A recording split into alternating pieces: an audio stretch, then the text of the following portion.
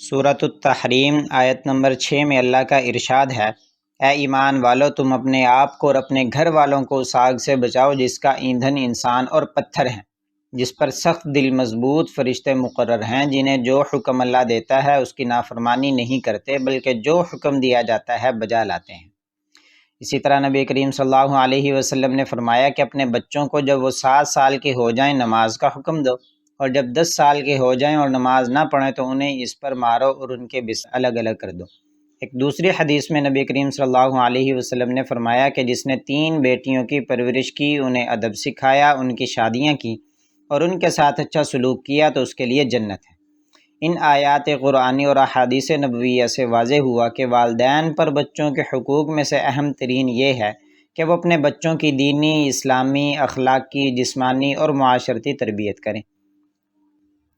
والدین کے لیے ضروری ہے کہ وہ اسے بچپن میں ہی قرآن مجید کی تعلیم دلوائیں اور اسلام کے ارکان کی تعلیم دے کر بچے کو اس کا پابند بنائیں، اور ان چیزوں کا خصوصی اہتمام کریں، جیسا کہ حضرت جابر رضی اللہ تعالی عنہ نے کیا تھا کہ بچوں کی تربیت کے لیے تجربہ کار ایک بیوہ سے نکاح کر لیا۔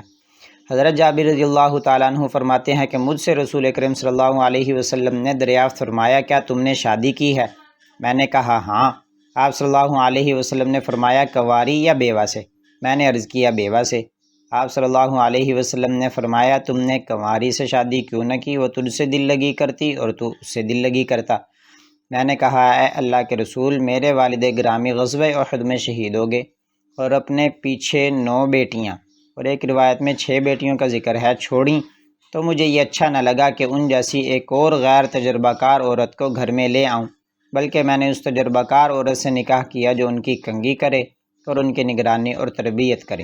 تو نبی کریم صلی اللہ علیہ وسلم نے فرمایا، تم نے بالکل درست کیا۔ اسی تربیتی سلسلے کے پیش نظر ہم نے انبیاء کرام، صحابہ کرام رضی اللہ عنہم اور دیگر نیک لوگوں کی کچھ نصیحتیں جمع کی ہیں تاکہ ہمارے بچے اپنے بزرگوں کی نصیحتوں پر عمل کرتے ہوئے معاشرے کے معزز فرد کہلائیں اور دنیا و آخرت کی کامیابیوں اور کامرانیوں کو سمیٹ سکیں۔